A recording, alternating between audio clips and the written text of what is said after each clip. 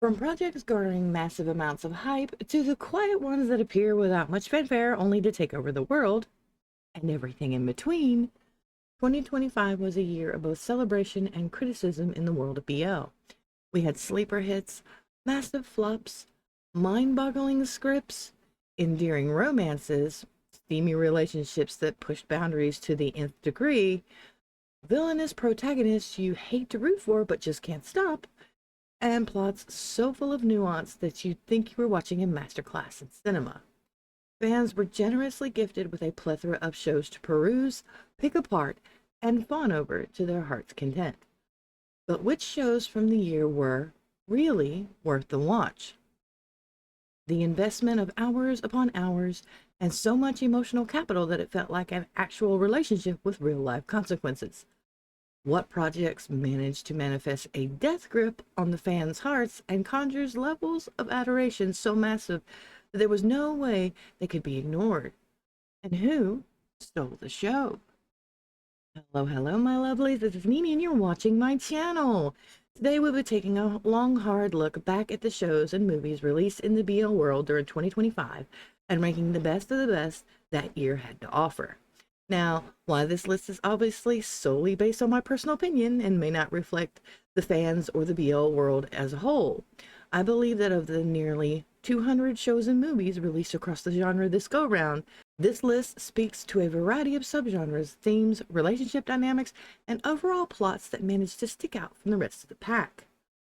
Shows that not only surprised me and fully entertained me, but also managed to force their way onto my rewatch list like a bull plowing through a china shop without a care in the world, ending in complete destruction, a plethora of tears shed, and enough emotional carnage to make you second guess every decision you've ever made.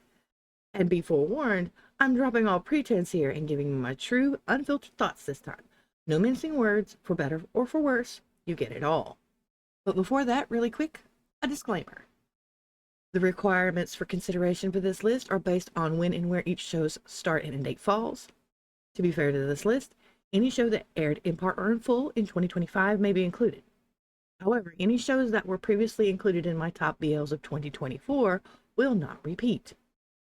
So if you like what I do here and want to see more from me, please remember to like, subscribe, and share with all your friends.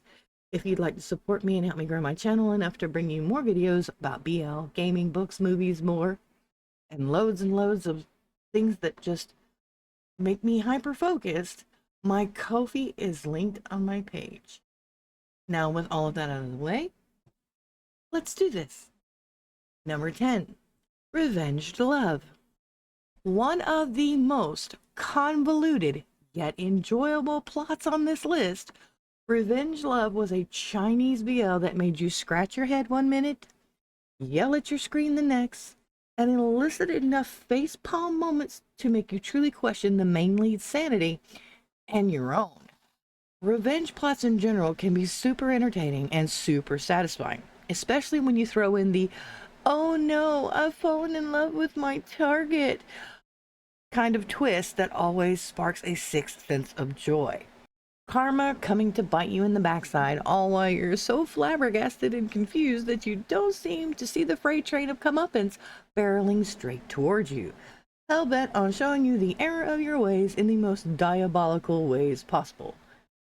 Revenge Love, while well written and performed, ended up so low on my list not because of any real flaw, perceived or imaginary, but simply because this year's BL entries were coming for the throat of the fans from every direction.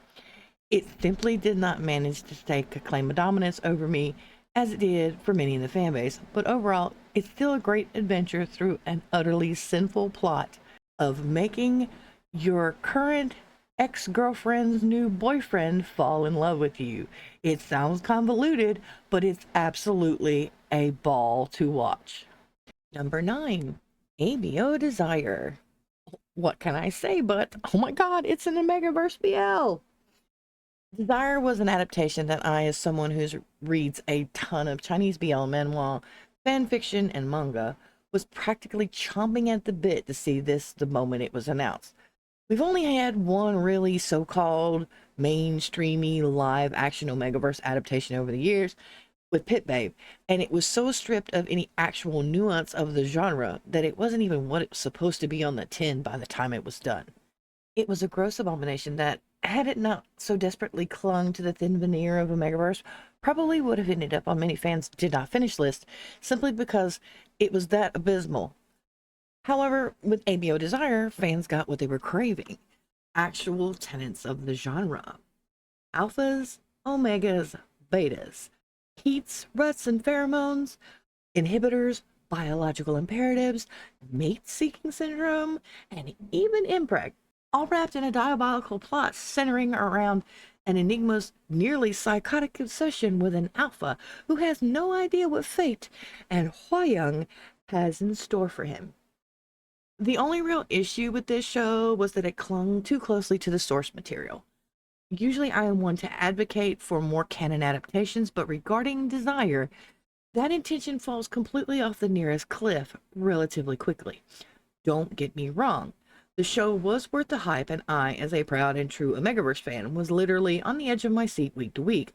But when the production team failed to incorporate the side couple story within the main narrative well enough and relegated the conclusion to their story off screen, it ruffled a few feathers for some and plucked them clean for others. Many have equated Desire as one of those BLs that needed to walk so other Omegaverse adaptations could run. And I, for one, am on board with that sentiment. Let us just hope that the next proposed Omegaverse adaptation, aptly named Not, wink wink nudge nudge, will further this little niche subgenre in a better and more enjoyable direction. Overall, Desire garnered 2 different ratings from me.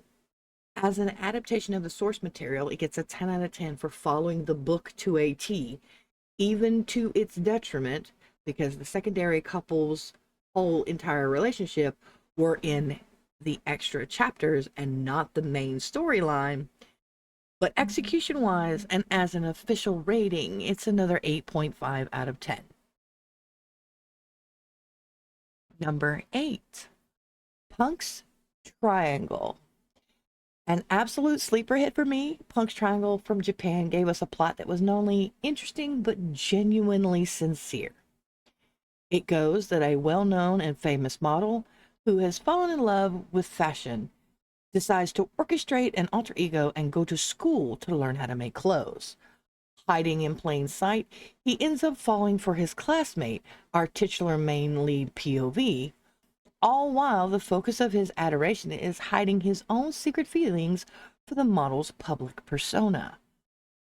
Interactions ensue on both planes of existence, leaving both men to navigate the nuances of their feelings and learning how to accept the difference between real love and parasocial love, between realistic expectations and imagination, and between truth and fiction, confronting both the lies that have been told and the secrets that have been kept, and all the implications that come with the amalgamation of misunderstandings and mistaken identities. How can you come clean after keeping your true identity from the man you now love? How to explain how impactful a celebrity has been in your life without sounding like you need mental help? How can their relationship pan out when neither of them is accepting how they truly feel without caveat? A fairly nuanced story, Punk's Triangle is definitely one of those shows on this list that I highly recommend. It's a quick watch with only 8 30-minute episodes and taps into emotional complexities that I truly did not expect. Overall, for all of its nuances, great acting, and excellent writing, I have no qualms about giving this show a well-deserved 10 out of 10. Number 7, The Wicked Game. Okay, where did this show come from? Out of the blue? No, not really. But seriously, though, I was so engrossed in this storyline from start to finish. Dow and Off-Road are one branded pair that has managed to get their hooks in me since their very first show. So I was seriously interested in The Wicked Game the moment the first trailer dropped. Watching Off-Road play Peem, an ostracized and abandoned illegitimate child of a corrupt hospital owner and businessman who comes back to exact revenge against his family for the death of his mother. And Dow playing Tan, a down on his luck cop who, by a twist of fate, gets mixed up and manipulated into helping Peem exact justice upon them, was a moment nearly equivalent to a joyous religious experience. The angst, the drama, the simmering desire, and emotional weight of this show perfectly match the downright impeccable villainy and problematic behavior of Pete, and the extremes he will go to make his family pay. You end up loving Pete 1 minute, hating him the next, practically begging him to stop other times, and even rooting for him more often than not. And all the while, you feel so bad for Tan, but you still want the two to end up together. This dichotomy was both fascinating and totally delicious in every way. The acting was absolutely superb. Overall, the writing was excellent. The acting was spectacularly done. And the conclusion to the story left me with my jaw on the floor. I wholeheartedly recommend The Wicked Game, and I really think that fans of high stakes drama and characters who revel in their own wickedness will love this too. If it's not all this already, it's definitely a 10 out of 10 for me. Number 6, Shine. First and foremost, I should preface the following review by saying that as someone who could rightfully be accused of being obsessed with political and palace intrigue type dramas, and who may or may not have a major weakness for period pieces, Shine was so far up my alley that you could stroll right up to my front door and see me waiting there to greet you with cake and a smile. We're talking political strife, a struggle for democracy and independence, student protest, evil machinations, government overreach, fighting back against a military regime reigning with an iron fist, tragedy, and overcoming all the complexities of all that might entail, all while trying to navigate a sudden attraction that seemingly came screaming in from out of nowhere to take over your whole world? In an era where the very whispers of being queer could both ruin and take your life? Yeah, absolutely. Sign me up. Give me a room number. I'll meet you at the protest and throw the first brick.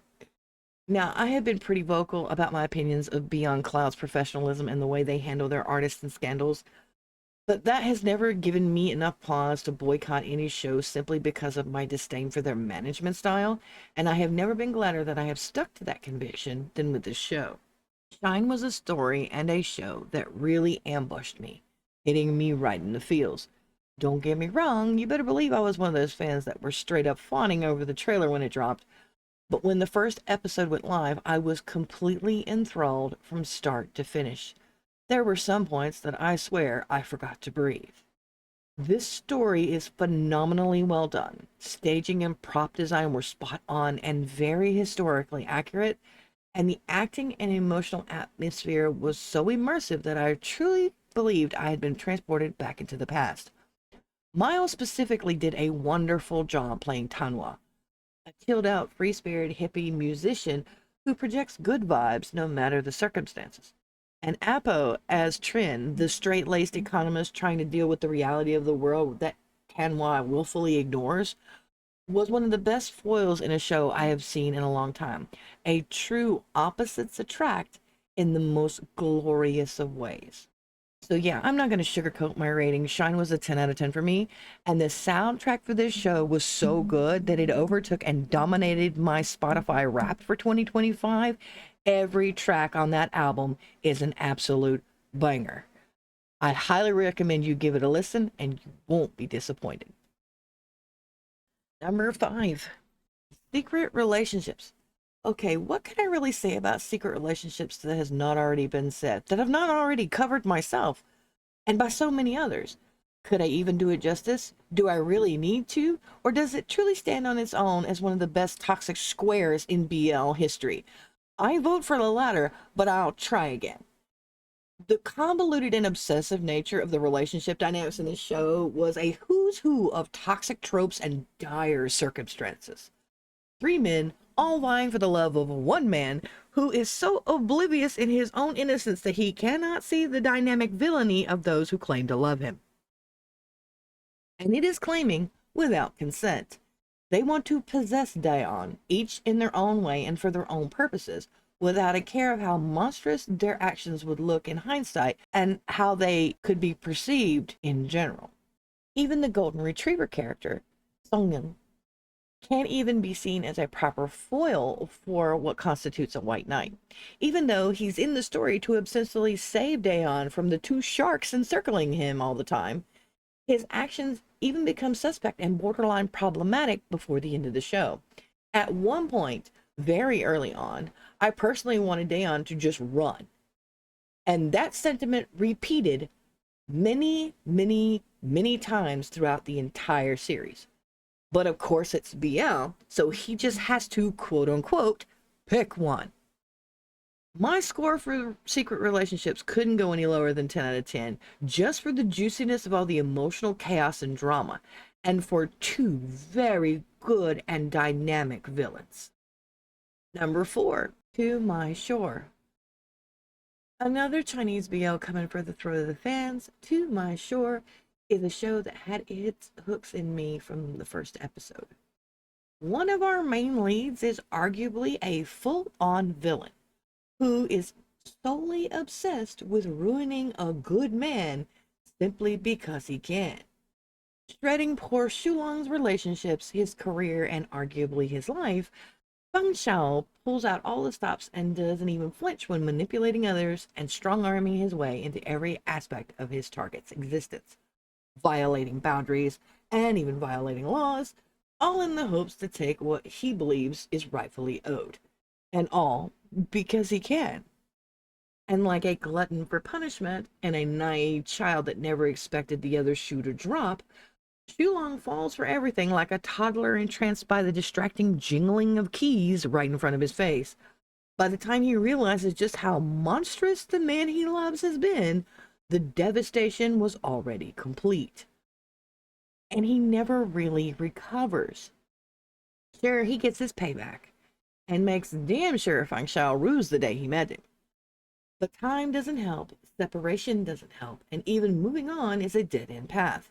No matter what he does, how much it hurts, how angry he feels, or how much he lashes out, there is no going back. And deep down, away from the light, behind the words of his denial and castigation, the feelings still remain, unable to be unmoored from his life no matter how hard he tries. To My Shore is one of the best dirty little secret BLs of the year. Those kind of shows that you know are totally bad, the characters are terrible, and you really shouldn't be rooting for them, but you eat up every second. And why?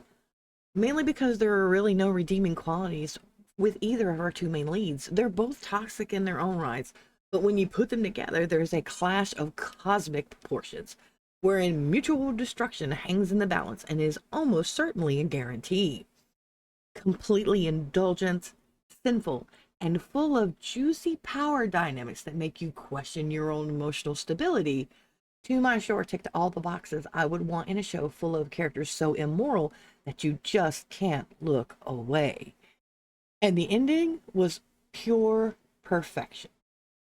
That and that alone, To My Shore gets a solid 10 out of 10 for not only giving us great characters, an intriguing and exciting plot, but also landing the ending so very well. Number 3, Reset.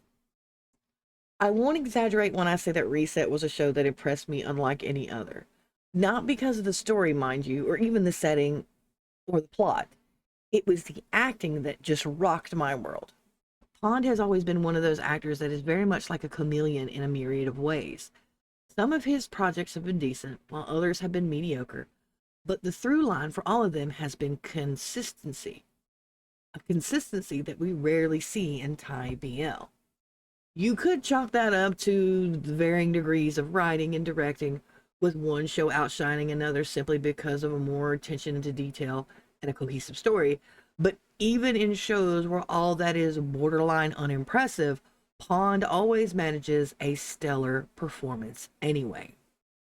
Reset was one of those shows for me. The story, a time slip with questionable consequences and uncertain butterfly effect style inconsistencies, could have probably done better with a little bit more fleshing out, but when it came to the delivery, the entire cast superseded every expectation. The partner dynamics in this show was one of the most genuinely felt romances I've seen in a BL in a long time. It felt realistic and very much real. Peter Pan's character was one of the best examples of those kind of boyfriend goals so many fans wish they could have obtained. And the juxtaposition between Pond and Peter Pan's acting as their characters was just chef's kiss. Their chemistry was fire, but their acting together was atomic. Overall, Reset was a very good, even great first outing for the Browning pair of Pond and Peter Pan. They both gave performance that made people sit up and pay attention, and that interest was truly well deserved. I highly recommend this show and gave it a 10 out of 10 for all the great performances throughout, and because we got a very satisfying ending. Number 2, Khemjira. Now I'm going to tell on myself a little bit, but first and foremost, I have to tell you guys that horror in general is not my jam. Thai horror and Asian horror specifically just don't appeal to me. I was raised on 80s slasher films, so I'm so desensitized to creepy and gross and jump scares that it just doesn't do anything for me. So when I first watched this trailer for this show, I was like, sure, the actors are attractive and it looks pretty, but it's just not something I'd be interested in until I found out more about the plot, and that because of the plot, they would be including religious beliefs, cultural beliefs, religious practices about ghosts and curses and karmic debtors. The story is very interesting, and I can understand why the source material for this drama was so popular in Thailand. It makes perfect sense. It's well written, the characters are well rounded, and the plot drives a narrative and a feeling, emotions, and a desperation to keep Khemjira alive, all while trying to unravel the mystery as to why he's been cursed. You take all of that and you have all the spiritual and cultural religious practices and all that good, lovely extra sugar on top, and you add that to the budding romance between Khemjira and this shaman who he hopes will save him, and you have a recipe for a fantastic show. Typically, a show this good would be my number one for the year. And had it not been completely bumped out of the number one spot by another show that, I'm sorry, I just simply cannot put any lower than number one, Khemjira was definitely one of those shows that, of all the shows you saw this year, you really needed to see. I have dear friends who are not the type of person that can handle creepy and spooky shows, and they made sure to put in the effort to watch this show because it was so good. And so many people were like, you have to watch this. And I was one of those, standing over there with pom-poms, rooting for other people to watch it because it was that good. Obviously, Khemjira gets a 10 out of 10. If I could give it a 20, 100, a million out of a million, it would absolutely fit the bill. I had no notes, no qualms, no arguments, no critiques about this show whatsoever. 10 out of 10, full stop.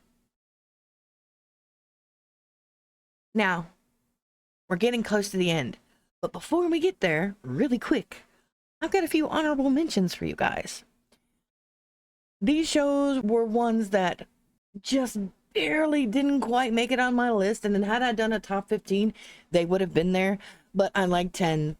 It's a nice round number, so I'm going to throw these in here for you extra. I'm not going to give you any synopsis or break down the plots or the characters or the cinematography or any of that nonsense. I'm just going to give you my list, and you can go check them out yourself. My honorable mentions are as follows: Top Form, Love in the Moonlight, When It Rains It Pours, Memoir of Rati, and Depth of Field. They're all great shows, and I think you guys will like them. All right, drum roll, please. Number one, Kill to Love. For those of you who know me in real life, you know that this is not a surprise. I have been a huge fan of Chinese danmei, dansha, and wuxia dramas for a very long time. I have a book collection of English translations large enough to make my bank account cry and for me to own stock in Seven Seas publications. So when I say that this show met every single aspect and expectation of a danmei for me, I want you to know that it is not hyperbole. This was such a wonderful show, an indulgent show, a show that gave us Chinese historical BL, all the BL parts in your face, up front and center, not subtext, context. The story, the plot is super interesting because it totally taps into my obsession with palace style dramas and political intrigue. The plot is not very simple, but I'm going to try to surmise it for you. You have a prince and an illegitimate child of another ruler from another country. He doesn't know that, but this shadowy organization sends this illegitimate prince to the prince's country to assassinate the royal family. He fails, and during his escape, he runs into our sixth prince. Shenanigans ensue, and due to some other political machinations, the assassin ends up sticking to the sixth prince for political reasons. And all the while, these two are spending time together, they are slowly falling in love with each other. But the sixth prince has no idea that the guy he's falling in love with is the assassin who tried to kill his family. When that blows up in his face and he finds out all the dirty little secrets, two members of the royal family are dead and he's been betrayed. So what happens? They go from lovers to enemies. The assassin goes back to his country, ends up initiating a coup and taking over his country. Also, he can take over the sixth prince's country and get his mans back. Invasion and kidnapping ensues, imprisonment ensues. And then the plot gets really interesting. But I'm not going to go any further than that. You have to watch the show to check it out. However, this show was aesthetically gorgeous, very stereotypical for Chinese historical TV shows. Beautiful costumes, beautiful sets, lighting, all that good jazz. The acting was superb. Subtitles were great no matter where you check the show out. And overall, the plot was fantastic. For some of you out there, the ending might not be your jam, but for me, I ate it up like ice cream and cake. I was so happy and on a sugar high. Obviously, Kill to Love is a 10 out of 10 for me. If I could give it 1,000,000 out of 1,000,000, I would. I really hope that 2026 will give us more danmei adaptations, even if it's small short form. Just give us more, because this is an untapped market that the fans have been waiting for, and I hope we get lots more shows. And that's it. That's my top 10 BLs of 2025 list. If you liked what I had here or don't, please write down in the comments and tell me which your best shows and which ones you didn't like and where you think one should have been over the other, and tell me how I'm wrong about putting Kill to Love number one. Other than that, I thank you guys, everyone, for sticking with me to the end. And if you like what I do here and want to see more from me, just remember to like, share, and subscribe. And if you want to support, there's a link for Ko-fi on my page. Until next time, I'll see you lovelies later.